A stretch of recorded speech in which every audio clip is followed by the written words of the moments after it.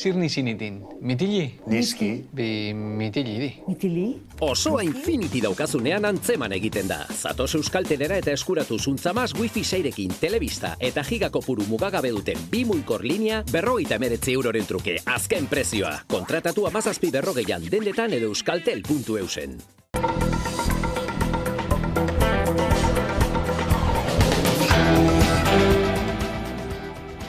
SATSE, ELA, FSM, Comisiones Obreras eta UGT sindikatuek grebara deitu dute Osakidetzan maiatzaren 18 eta 19irako. Osasun sistema publikoaren arazoak egiturazkoak eta pandemiaren aurrekoak direla zehaztu du Ester Saavedra elako ordezkariak eta berehalako konponbide sakonak behar direla hoiek konpontzeko. Salatu du Eusko Jaurlaritzako osasun sailak ez duela borondaterik. 37.000 langile daude deituta lan uztera iaz, 4 greba egun egin zituzten, baina SM sindikatuak ez zuen parte hartu. Aurtengo otsailean egindako mobilizazioetara batu da eta maiatzekoa izango da babestuko duen lehenengo greba. Mai sektoriala oraindik ere erabat blokeatuta dagoela salatu dute. Izan ere sindikatuek bilera bat izan zuten abenduaren 7an osasun sailarekin. Ordutik Osakidetzako zuzendaritzak behin baino gehiagotan adierazi die bilera horretan planteatutako hainbat gai sailburuaren esku daudela.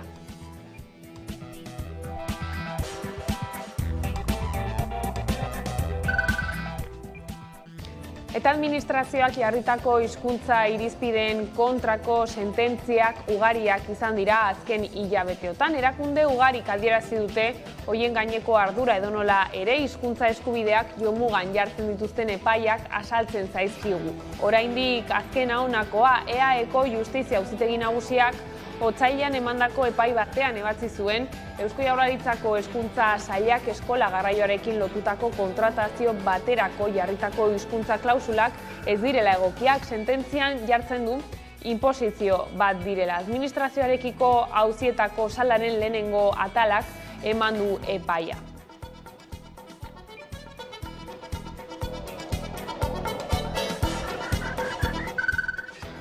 Gabon, La Furia Arkada Sozial eta The Trikitensen kontzertuekin eta Irlandako Sinn Féin alderdiko bozeramaileekin ospatuko du EH Bilduk aurtengo aberrieguna Iruñean apirilaren 9an. Asmoa, jaigiroa eta giro aldarrikatzailea elkartzea da. Bakartxo Ruiz EH Bilduko bozeramaileak Nafarroako parlamentuan aurkeztu du asteazken honetan.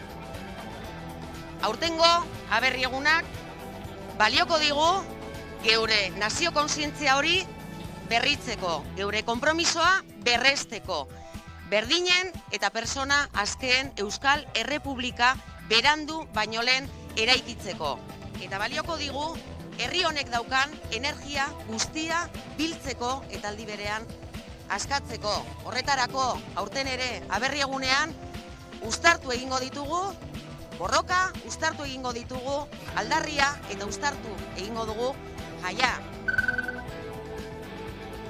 Ez ustean eta egun argiz itzuli zen Clara Ponsati kontseilari ohia Bartzelonara. Europako Parlamentuko diputatua da gaur egun eta immunitatea du, baina Espainiako Auzitegi Gorenak hura atxilotzeko agindua emana du, desobedientzia leporatuta. Ondorioz, Kataluniako hiriburuan bere bidaiari buruzko azalpenak emateko agerraldia egin ostean atzeman egin zuten Mossoek. Rak-Bat irratiak jakinarazi duenez ordea, Bruselara itzuli da gaur goizean, Europako Parlamentuko osoko saioan parte hartu ahal izateko.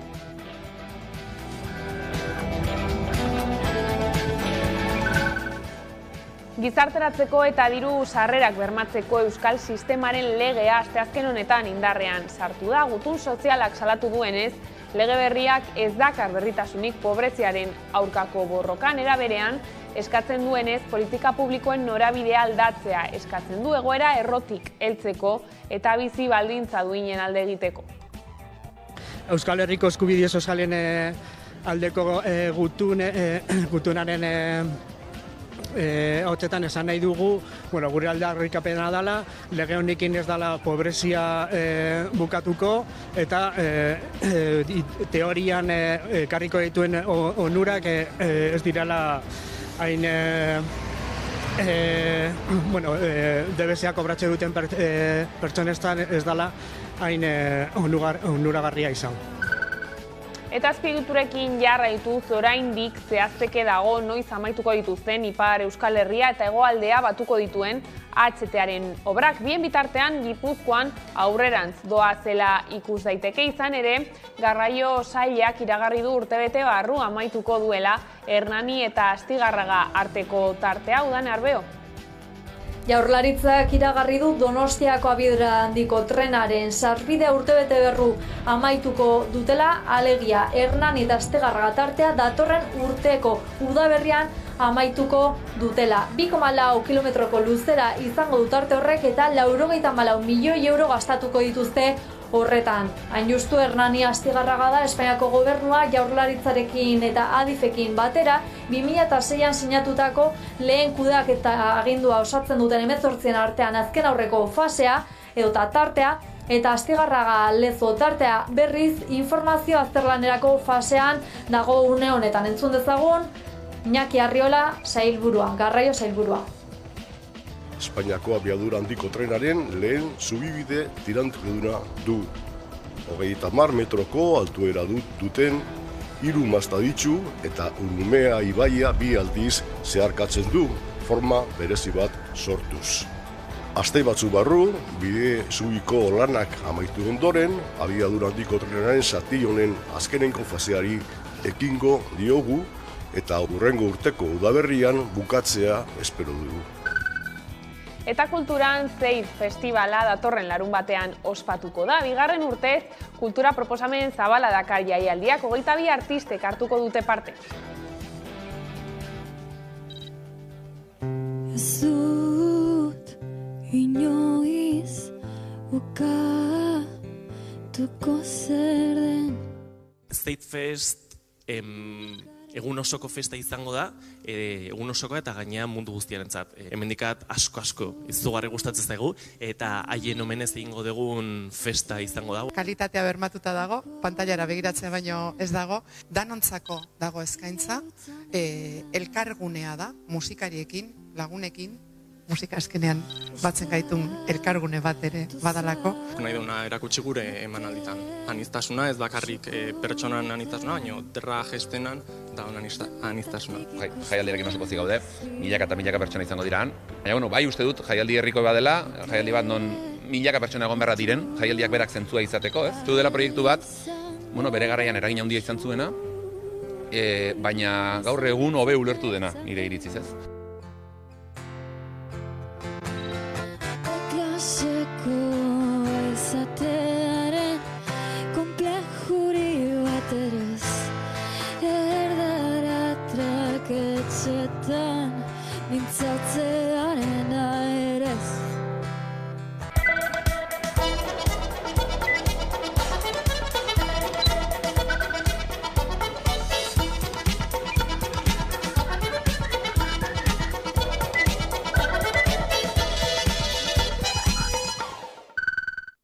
Ongetorriak gurean gaur gaueko albistegira. ELA, SATSE, LAF, FSM, Comisiones Obreras eta UGT sindikatuek greba deitu dute Osakidetzako sare guztian maiatzaren 18 eta 19irako. Osasungintza publikoaren desegitea salatzeko eta osasun sailari borondate politikoa galde egiteko.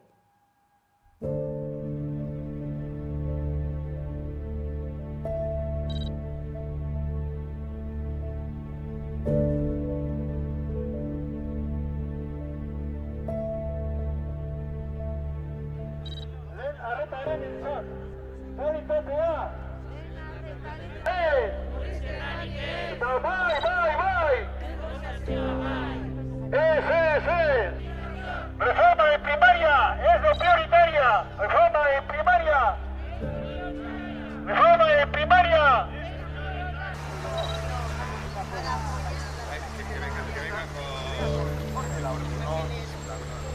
A la vuelta, Alberto.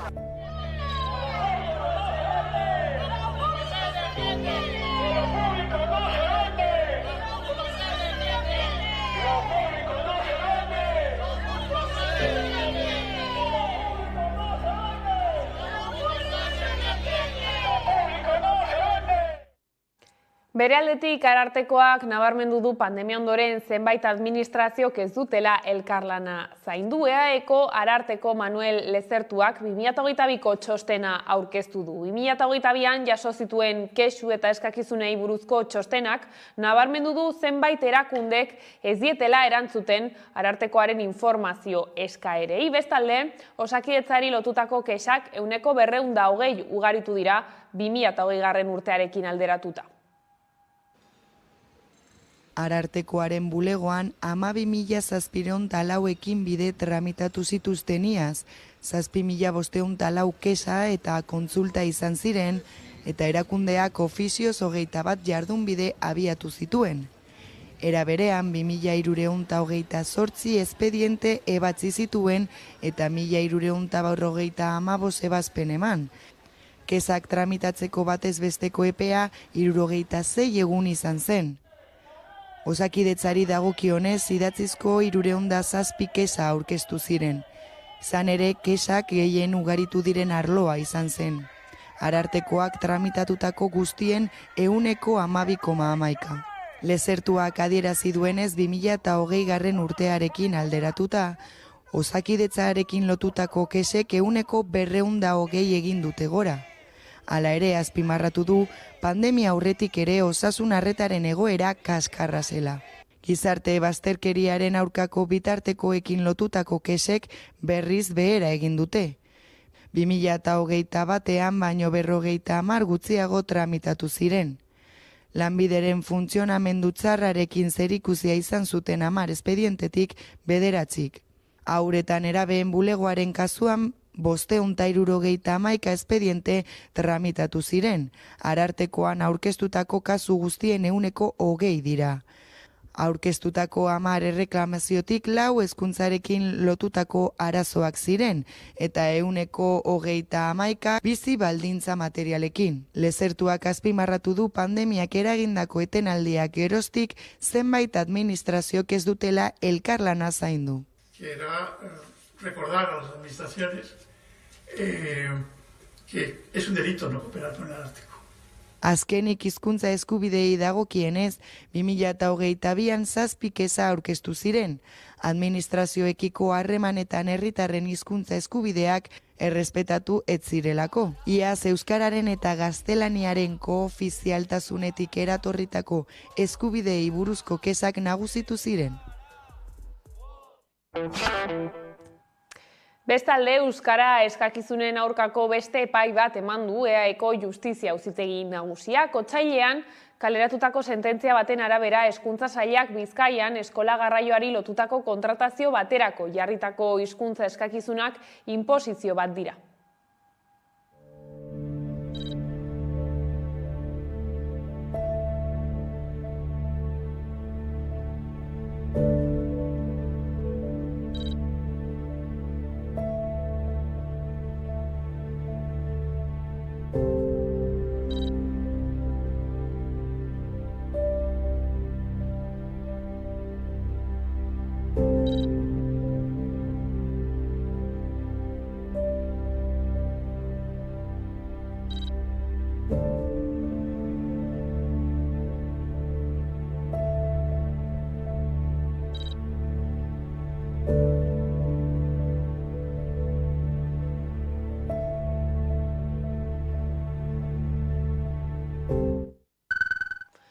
Pablo Llanera epaileak behin-behinean aske utzi du Clara Ponsati eurodiputatua. Atzo arratsaldean atxilotu zuten Bartzelonako katedralaren plazan desobedientzia leporatuta. Ponsatiren defentsak habeas corpus eskaera bat egin dio instrukzioko epaileari, atxiloketa legez kanpokoa izan dela argudiatuta.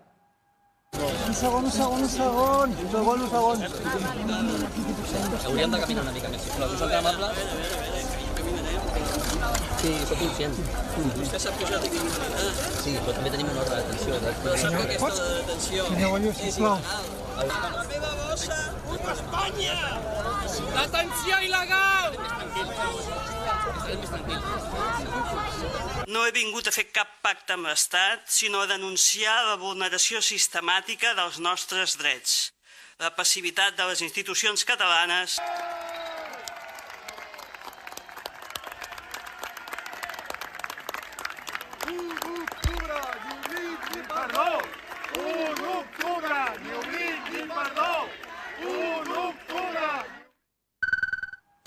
Espainiako ministroen kontseiluak martxoaren 16an onartu zuen pentsioen erreforma eta atzo bertan lortu zuen erreforma aurrera eramateko sostengu nahikoa. RZek adierazi du erreforma babestuko duela akordio bat lortu duelako gobernuarekin. Seme-alabak zaintzeko lanaldia murrizten duten emakumeek murrizketa tarte osoan murrizketaren aurretik zuten lanaldiaren 100% kotizatzeko. Hala ere, erreformaren aurka egin dute ELA, Galiziako CIG eta Kataluniako intersindikal sindikatuek eta alderdi politikoei dei egin diete reformaren aurka egin dezaten. Ez dago hemen irakurketa positiborik egiteko tarterik. Horrek ez du esan nahi, behar bada etorziteken erreforma pensioa okerrago izaterik ez dagoenik, ez?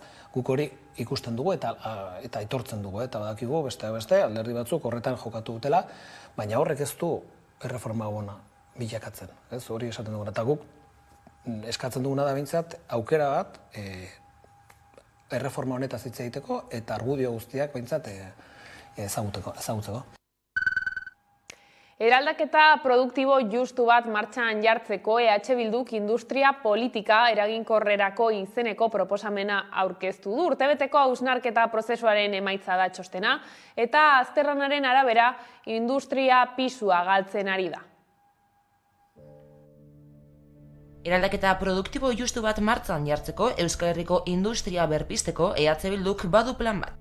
Industria politika eraginkorrerako proposamena aurkeztu du koalizio abertzaleak. Beharrezkoa zaigu lurraldean errotutako balio erantzi altuko ehun industrial bat. Urtebeteko hausnarketa prozesuren emaitza da txostena eta azterlanaren arabera industria pisua galtzen ari da. Eta hori delata politika publikoen eta pribatuen norabidea aldatzea defendatu du EH Bilduk. Ambizio kolektiboa berreskuratu behar dela eta herri honek etorkizuneko egitasmo bat izango badu, halako ziurgabetasun garai hauetan, behar duela norabide aldaketa bat, behar dituela konponbide berriak. Sektoreak bizi duen krisiari erantzutea helburu hartuta proposamenak aurkeztu ditu koalizioak. Izan ere, industriako politika ekintzailea diseinatu du eta haren oinarri batzuk zehaztu ditu. Alderdiak kritikatu duenez egun enpresak ez daude errotutan eta sektore estrategikoetan trakzio enpresak galtzen ari dira. Ehun industrialaren galera bat bizitzen ari garela, ehun industrialaren deserrotze bat ere, gertatzen ari dela, eta enpresa estrategikoak galdu ditugula, edo enpresa traktoreak galdu ditugula sektore estrategikoetan. Eta horregatik neurri eraginkorrak martxan jarri behar direla deritzo. Besteak beste, erakunde publikoen baldintzapeneko bultzada ekonomikoa, langileak erabaki gunetan zerratuko dituen kudeaketa eredua, eta enpresen deserrotzea oztopatzeko neurriak. Langileen estatutu propioa definitzearen alde egin du EH Bilduk, egungo enpresaburu elkarten diskurtso hegemonikoa kritikatzen du. Eta enpresa euskal eredu bat proposatzen du langileen parte hartze handiagorekin, eta ingurune lehiakor bat eta presio fiskal txikia lotzen ez dituena. Langileen parte hartzea bilatu beharko litzateke kudeaketan, irabazien banaketan, eta baita enpresaren jabetzan ere. Eta uste dugu, hau badela bide bat enpresa demokratizatzeko, edo izan daitekeela bide bat enpresa demokratizatzeko, eta badela aukera bat, edo izan daitekeela aukera bat, baita ere, Euskal Herriak eredu sozial eta ekonomiko berdinzale eta iraunkor bat sortzeko egin beharreko eraldaketarako. Jai giroa eta aldarrikapena uztartuko ditu EH Bilduk Iruñeko aberri egunean, La Furia, Arkada Sozial eta de Trikitin Sens kontzertuekin eta beste emanaldi batzuekin ere ospatuko du aberri eguna.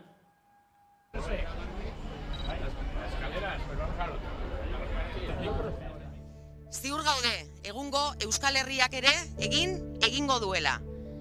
Baina horretarako beharrezkoa izango dugu inongo zalantzari gabe gure nazio kontzientzia, gure nazio pulsua bizirik mantentzea. Aurtengo aberri egunak balioko digu geure nazio kontzientzia hori berritzeko, geure konpromisoa berresteko, berdinen eta persona askeen Euskal Errepublika berandu baino lehen eraikitzeko. Eta balioko digu herri honek daukan energia guztia biltzeko eta aldi berean askatzeko. Horretarako aurten ere aberri egunean uztartu egingo ditugu borroka, uztartu egingo ditugu aldarria eta uztartu egingo dugu jaia. Aurten ere Euskal Herri osoa jarriko dugu Iruñera begira. Eta aberri egun honek balioko digu elkarrekin maite dugun herria borrokatzeko, amesteko eta disfrutatzeko.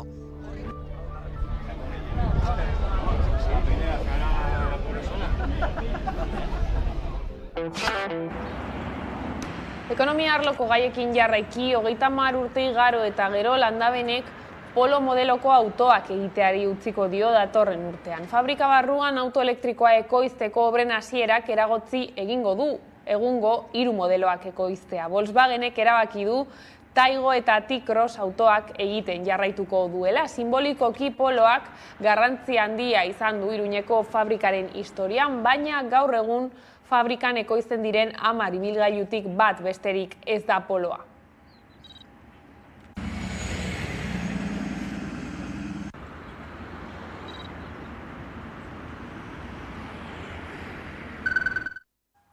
BBK Fundazioak Kutxabanken akziodun nagusia izaten jarraituko du, errotzea bermatu du 231 milioi eurotik gorako erreserba funtsa eratu ostean. Egin beharrekoak egin ditu BBKak. BBK Fundazioak Kutxabanken akziodun nagusia izaten jarraituko du. Errotzea bermatu du 211 milioi eurotik gorako erreserba funtsa eratu ostean. Funtsaren dotazioarekin Kutxabank errotzea bermatzen dugu. Euskal erakundea, Euskadiko zerbitzu enpresa nagusia eta 6.000 familia baino gehiagori enplegua ematen diena, hemen jarraitzean ahalbidetuz. 200 milioi euro baino gehiagoko erreserba funtsa izatea da legeak ezarritako nahitaezko betekizuna, eta bete du dagoeneko 2024ko azken epea baino 2 urte lehenago.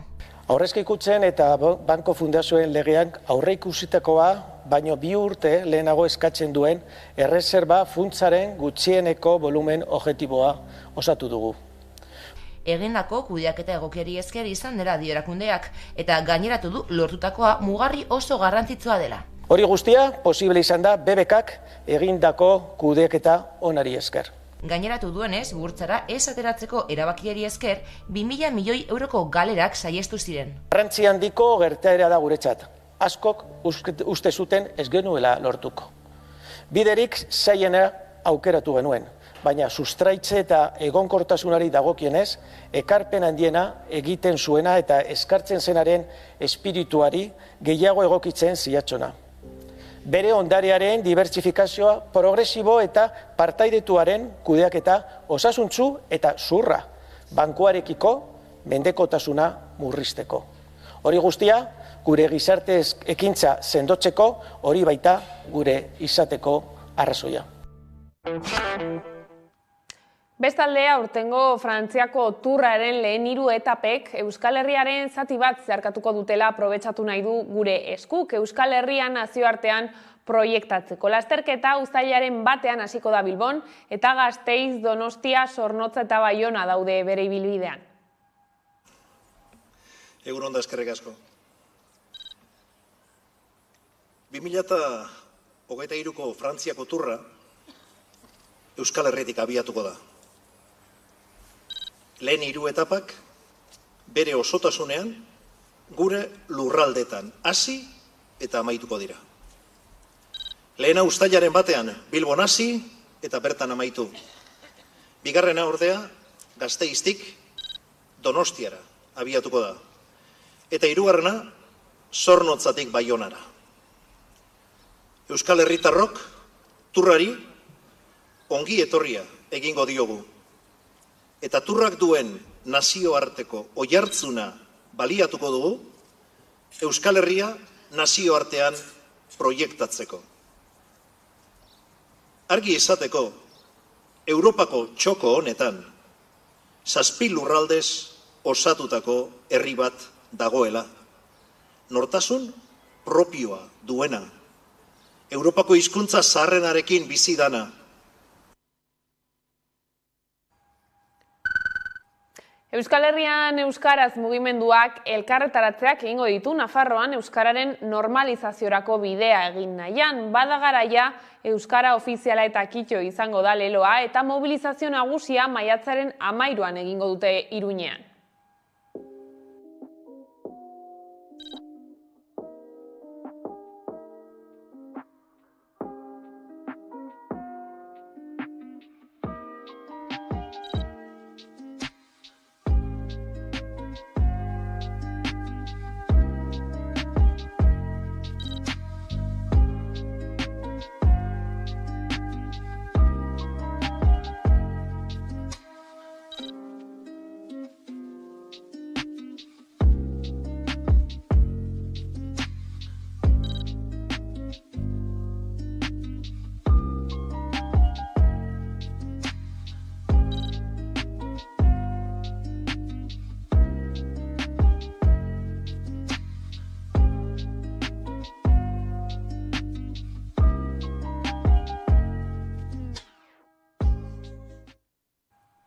Eta hezkuntzarekin lotuta basoa euskaraz egitearen aldeko ikasleek Bordeletik Baionarako bizikleta martxa egingo dute. Aprilaren 18an abiatuko dute ibilaldia Bordeleko errektoretzatik eta aprilaren 22an iritsiko dira Baionara.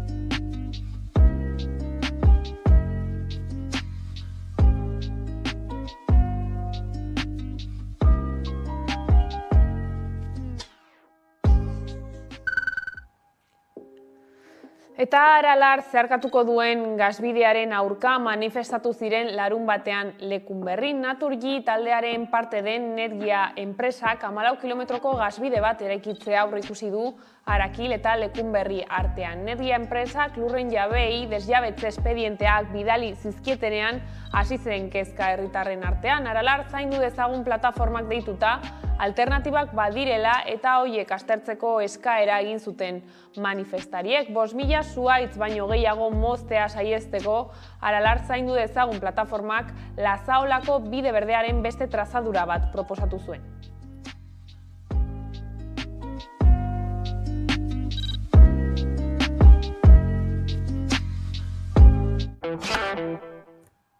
Jon Telleria naiz irratiko kazetaria elkarrizketatu dugu Hamaika Telebistan, bideak proiektua aitzaki hartuta. Media Basque edabidearekin elkarlanean egindako proiektua da. Telleriaren esanetan, Lapurdi eta Gipuzkoa arteko mugan, azken urteetan sortu den egoerak auspo luzeko lanketa merezi zuela iritzita sortu dute proiektu hori. Entzun dezagun Goizeder Taberna.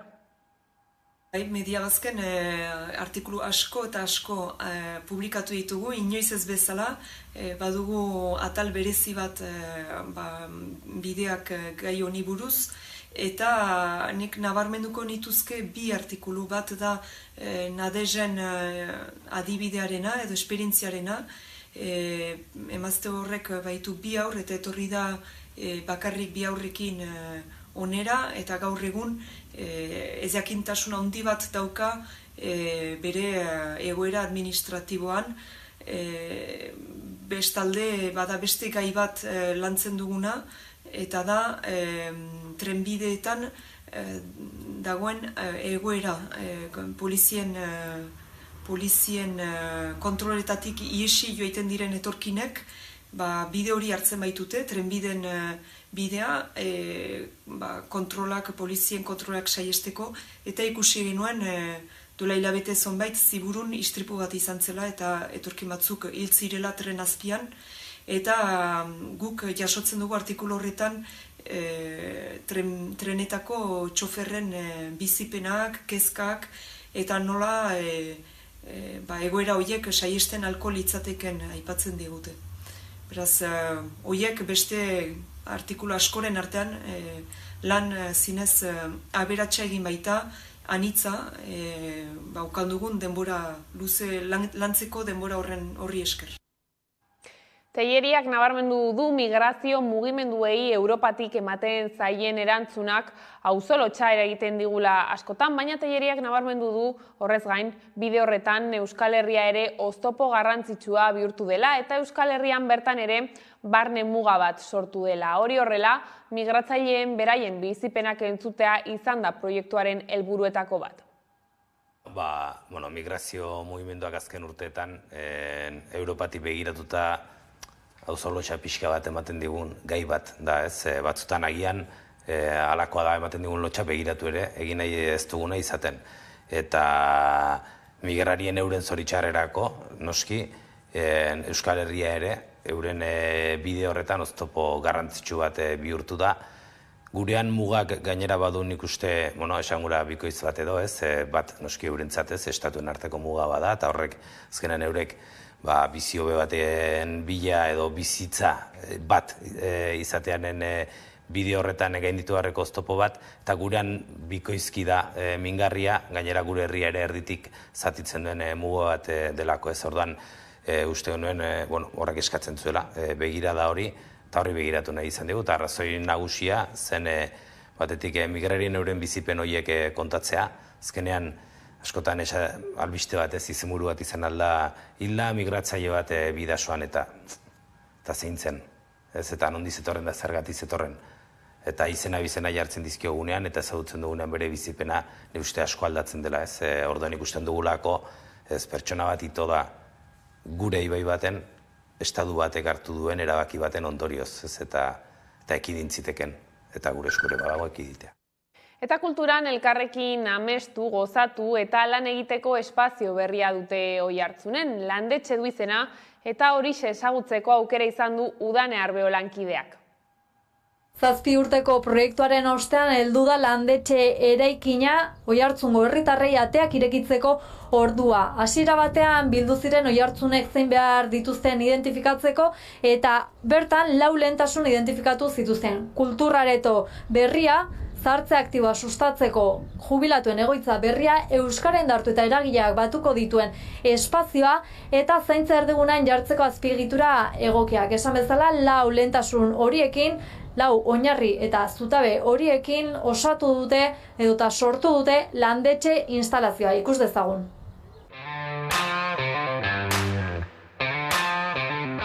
Oiartzunek etxe berria altxatu du. Oiartzuarrek elkarrekin amestu, gozatu eta lan egiteko espazio berria. Landetxe. 7 urteko proiektuaren ostean heldu da ateak herritarrei irekitzeko ordua. Oiartzunek zituen behar estrategikoak aztertu eta 4 lehentasun identifikatu zituzten. Kulturaretoaren beharra zahartze aktiboa sustatzeko jubilatuentzako egoitza berria, euskara indartu eta eragile guztiak elkartuko dituen espazioa eta gizarte zerbitzuak eta zaintza erdigunan jartzeko azpiegitura egokiak. 4 lehentasun horiek izan dira Landetxe sortzeko oinarria, eraikinaren 4 zutabeak, ongizatea, kultura, euskara eta adinekoak. 4 zutabe, 4 ardatz, 4 oinarri. Landetxen batuko dira aurrerantzean euskalgintza, herriko jubilatuak, kulturgileak eta kulturzaleak. Horrela Landetxeri esker libre geratu da Ferminen etxea eta bertan kokatuko dute udaleko ongizate saia, herriko plazan, erdigunean. Obra eta eraikina bera baino garrantzitsuagoa izan da udalarentzat proiektu osoa herritarrekin elkarlanean definitzea. Horretarako arlo-zarlo martxan jarritako parte hartze prozesuak emankorrak eta aberatsak izan direla adierazi du udalak. Aurrerantzean ere elkarrekin lanean jarraitzeko deia egin diete herritarrei. Herritarrak direlako Oiartzun mugitzen duen indarra. Oiartzuneko orain aterpe berria du. Indarrak batu, elkarlanen proiektu berriak sortu eta herri hobe bat egiteko tresna berria.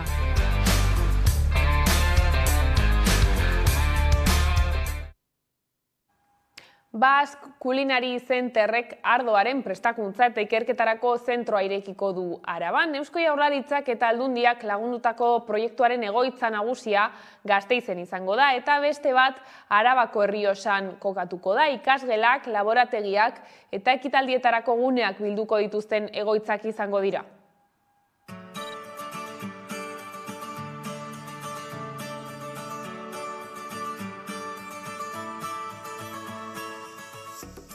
Nazioarte mailan erreferentziazko eta eszelentziazko zentro berri bat sortzen dugu momentu honetan. Oraindik lan asko daukagu egiteko.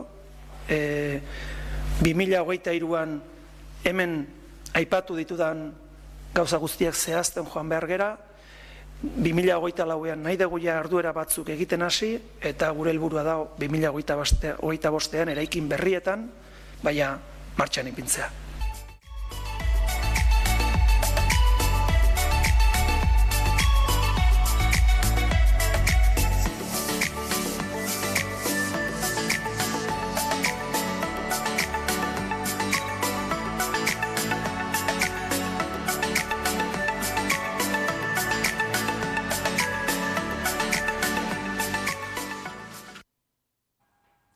Lazarraga Kultur Elkarteak Izaskun Arrue kulturgunearen kudeaketaz arduratuko da. Tokiko gobernu batzarrak erabaki hori berretsi du eta elkartearekin hitzarmen bat sinatu du. Hortaz, Izaskun Arrue kulturgunearen ate irekiera gero eta gertuago dago.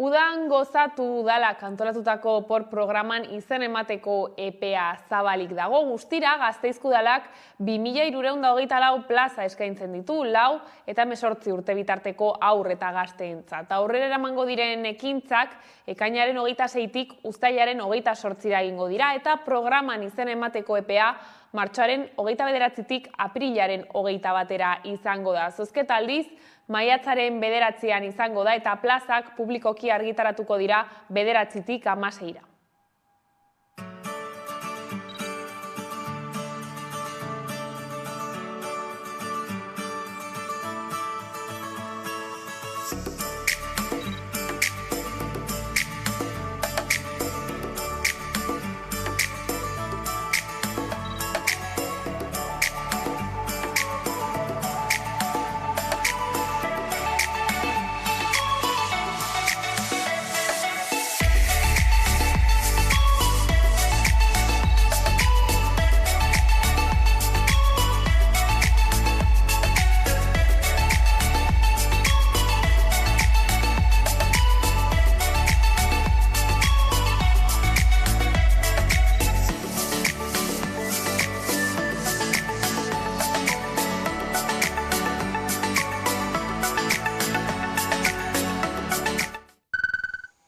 Abian da Gutun Zuria letren nazioarteko jaialdia eta aprilaren 1 arte luzatuko da. Jaialdiaren 15. edizionetan hitzaldi musikatuak, eztabaidak, elkarrizketak idazleekin, tailer artistikoak, topaketak eskola publikoarekin eta argitaletxen aurkezpenak uztartuko dituzte. Idatzi, editatu, irakurri kontzeptuei helduta ospatuko da Gutun Zuria.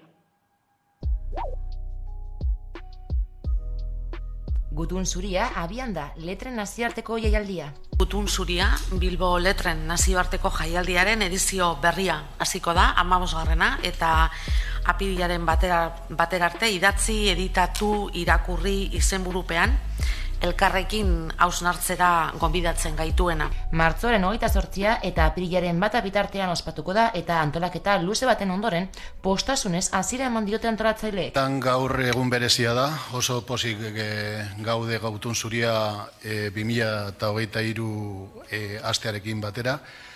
Prestakuntza prozesu guztiaren ondoren, jaialdi baten lehen egunak ilusioz beteta egoten dira.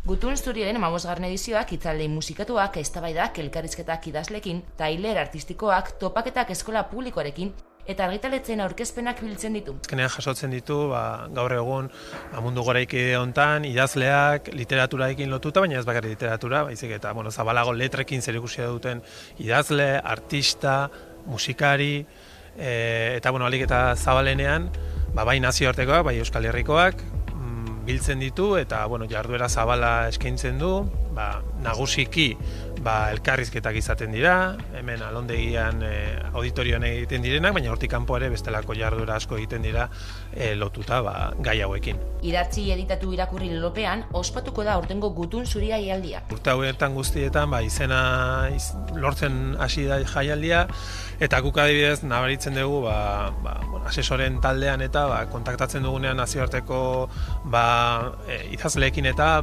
gehienetan askok ezagutzen dute, erreferentzia honak dituzte, bereien beste lagun batzuk edo etorri izan direlako beste urte batzuetan, edo ikusi izan dutelako programazioetan, eta beraz horrek erraztu ere egiten du etorkizunari begira jendea Bilbora etor dadin, ez? Orrun, egia esan, geroz eta referentzia handiagoa duen jaialdia da, bai estatu mailan eta estatu mailatik kanpo ere nazioartean, eta, nik uste, indar honen bidez ere, aukera polita dela, bai Bilbo ezagutzera emateko kanpoan, eta alderantziz ez, kanpoan egiten diren gauzak Bilbora ekartzeko. Jaialdia gainera funtsezkoa da Euskal Sorkuntza eta Sortzaile nazioartekotzean.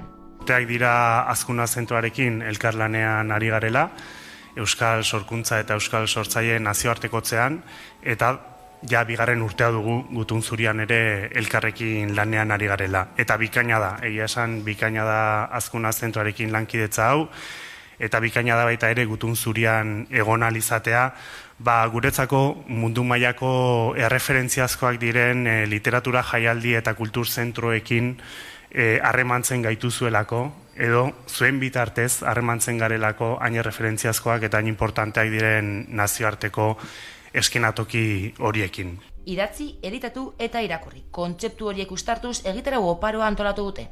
Horren barruan izango dira alde batetik elkarrizketak, idazleekin, musikariekin, esate baterako euskal literaturari dagokionez, larun batean Eide Rodríguez eta Katixa Igerri izango ditu gurekin elkarrekin hizketan, gaur Angel Ertxundi eta Danko Batxik egongo dira hizketan, eta gero bestelako batzuk ere izango dira, nazioartekoak eta hemengoak esan bezala. Hortik kanpo ere badia beste jarduera batzuk, beste publiko batzui, gazteagoi goizetan, eskoletara bideratutako jarduerak ere badaude, tailerrak ere egongo dira. Orrun, nolabait programa zabala da, eta, nik gonbidatzen dut interesatu dagoenari, webgunean eta programazioetan eta begiratzeko, ze hor ikusiko duzue, oso programa zabala izango duzuela.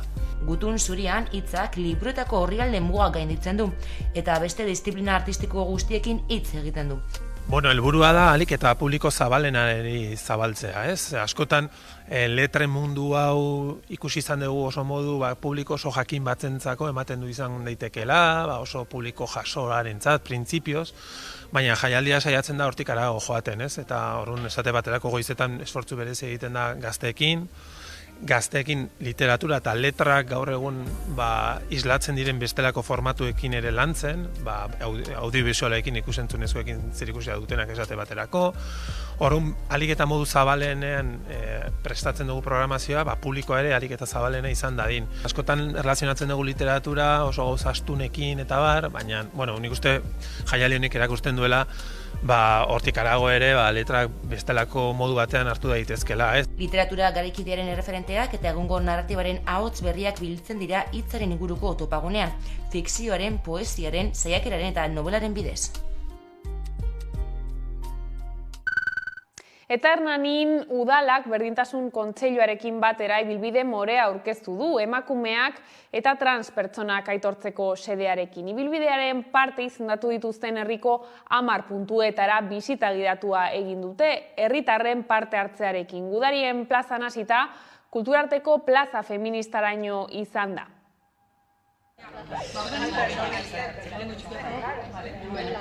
Hernaniko udalak berdintasun kontseiluarekin batera ibilbide morea aurkeztu du emakume eta trans pertsonak aitortzeko. Eta horretarako Hernaniko zenbait gune, hain justu 10 gune hautatu dituzte horiei izena emateko, hemenatzean ikusi dezakezu Hernaniko mapa eta ibilbidea.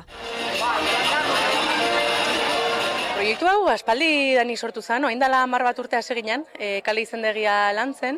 Hartu genuen Hernaniko kale eta plazen izendegia eta ikusi genuen 80 kale edo plaza izen zaudela, eta horietatik 27 gizon izena zaukatela, gizonak errealak izena bizenekin, eta aldiz emakume errealik etzegola. Referente femenino bakarrak zian Ama Berginak eta Agustina, Ave Maria eta holakoa genitula, baina ez genula emakume referenterik.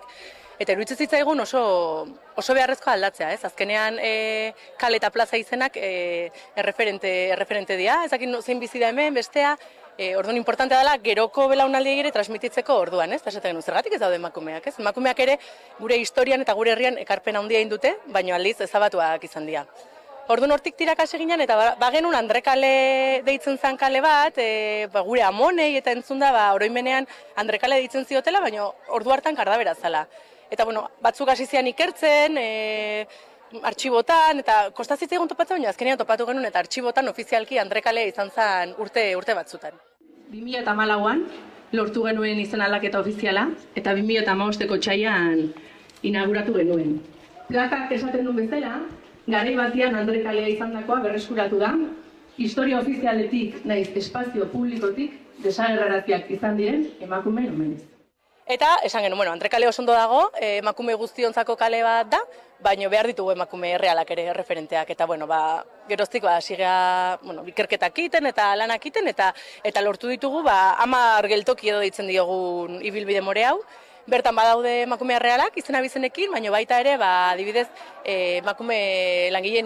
industriako emakume langileen ibilbidea, ez? Hemen Hernanin industriak garapena handia eukizun eta emakume pila bat etorri zian lanea industriara. 1999tik 2015 Euskal Herrian zein Hernanin industria garapen itzala izan zen. Etorkin askorekin batera, emakumeon lan munduratzea ere ekarri zuen. Gero labaderoare bai, emakumeak erropa garbitzea jutezia, baina baita ibiltzean kontu kontari eta esaten dugu gune politiko bat ere dela, ez? Beraien egunerokoa zitzeite zutelako eta librezialako ere muhortan, ez? Elkargune bat zan, bai? Emakumeen elkargune bat, non dena partekatzen zan, aitzakia zan batzutan erropa garbitzea, edo zein trapu hartzen zuten erropa garbitzea juteko, eta elkargunea egunerokoak banatzeko. Lana eta plazerra elkarrekin.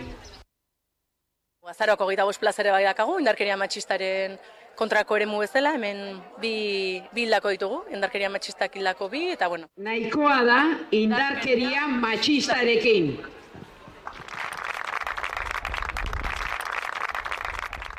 Transpertsonek Hernaniri egindako ekarpena ere aitortu nahi izan dute.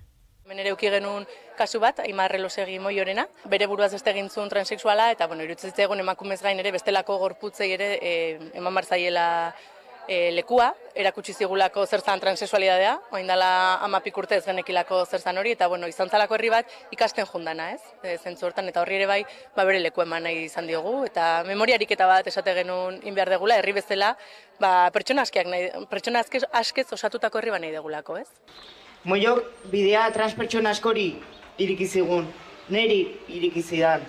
Herri hondan memoria bat utzi du, eta horrek bidea asko erreztu digu. Eta transkolektiboa ikustaraztea, eta herri gisa memoria eriketa egitea da kale honen asmoa.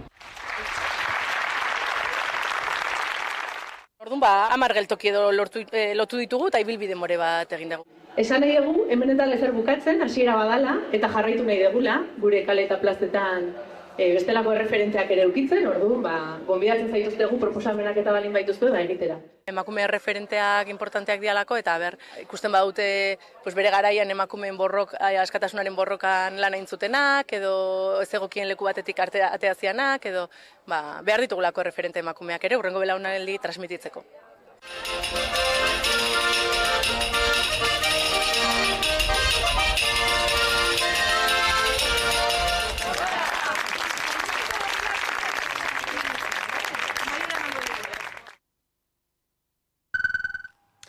Astelehenean antzerkiaren nazioarteko eguna izan zen eta Maika telebistako lantaldea Gaiarre antzokia bisitatu zuen programazioa ezagutzeko.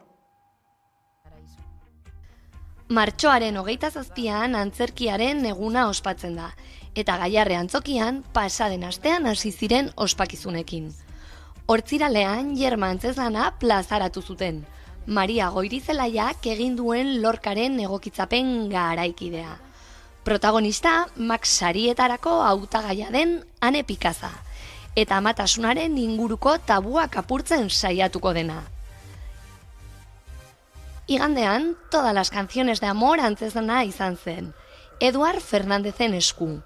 Eduard filmografia luzea duen aktorea da. Bai antzerkian, bai telebistan. Baina hause da bere lehendabiziko antzerki bakarrizketa. Amari egindako omenaldia. Ama guztiei egindako omenaldia.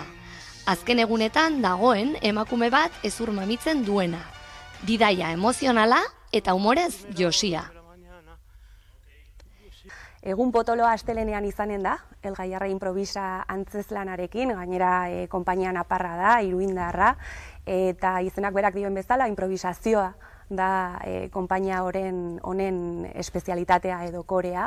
Hortaz, egingo duten gonbitea oso interesgarria da, nik uste jendeak oso ondo pasatuko duela, improvisazioa izanen dute, publikoarekin interakzioa, publikoaren parte bati ere gonbidatuko diote agertokira igotzeko, publikoak ere erabaki ahal izango du zer den gertatuko den eszenatoki horren gainean.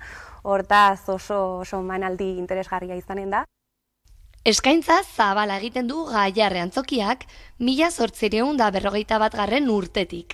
Eta antzokira bisita egiten duen publikoa ere oso anitza izan da beti. Ikuskizun bakoitzak badauka bere pertsonalitatea, eta orduan horrek ekartzen du publiko zehatz bat.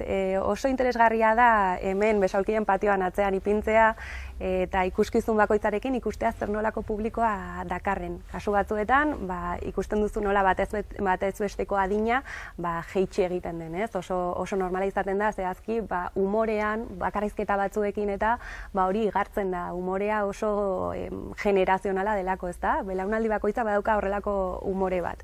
Beste kasu batzuetan, badaude antzezlan batzuk oso intergenerazionalak direnak. Baino bai, noski aldatu egiten da, aldatu dijoa eta oso anitza da. Sami Ayub aktore egipziarrak antzerkiaren nazioarteko eguneko mezuan erranduenez, antzerkia da, jatorrizko esentzian, gizakiaren ekintza hutsean oinarritzen dena. Hau da, bizitzan. Eta kiroletan Gasteizko Araski taldea Erreginaren koparen txapelketan lehiatuko da. Kutxabank Araski taldeak ostegun honetan Casademont Zaragozaren aurka jokatuko du aurten. Erreginaren kopa Zaragozan izango da, martxoaren 30-tik apirilaren 2 arte.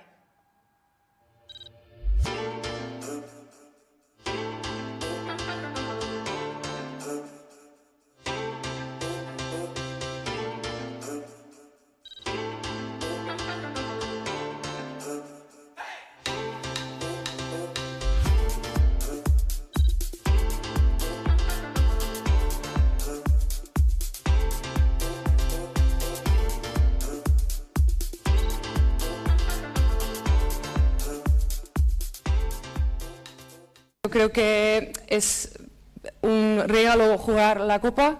Tenemos muchas ganas de ir a Zaragoza. No podemos prometer una victoria, pero sí vamos a luchar y espero que vamos a estar aquí celebrando.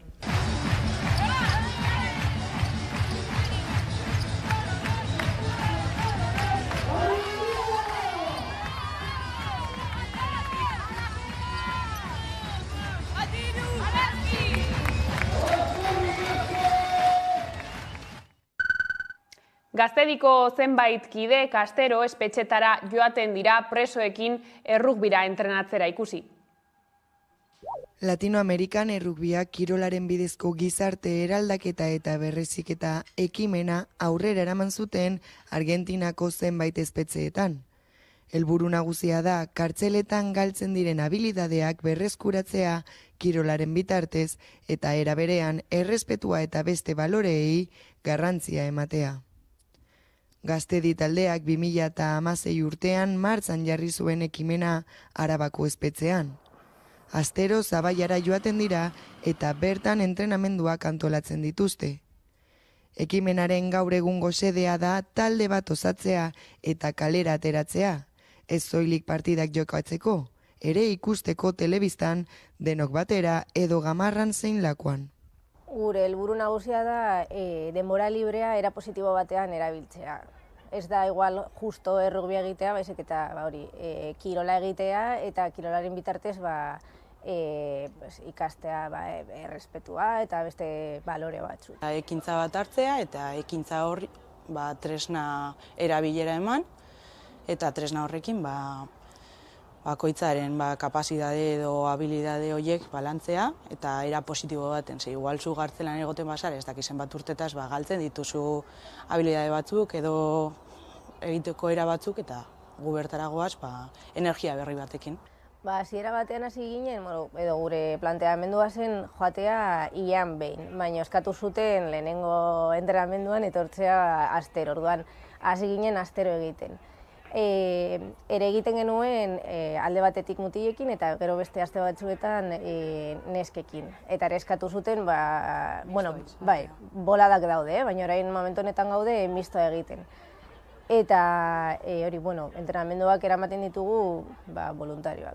Eta igual ez du egiten errugbiko entrenamendu espezifiko bat, igual justo etortzen direnak ez dakite zer, edo ez dira abiak eta egiten ditugu jolasak, eta jazta. Txiago Zabaian, bertako lurra da kantxa bat, eta zaila da. Eta berez hori egiten duguna, hasieran esan genuen, hasi gaitezke pila-pilasekin.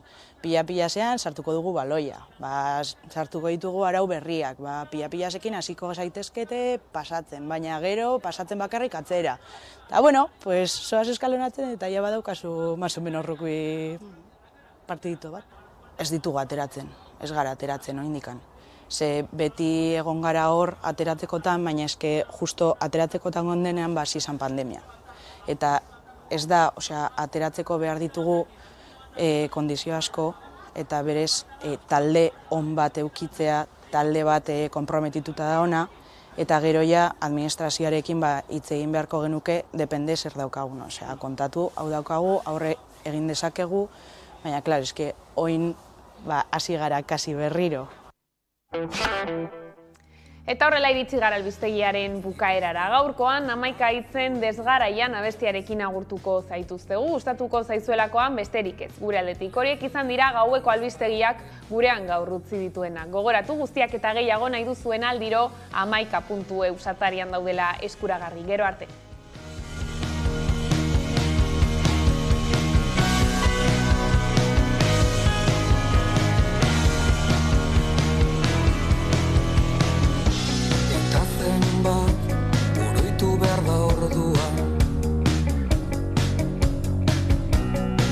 Galdetuko balidatea 11 hitz eta bat gehiago eran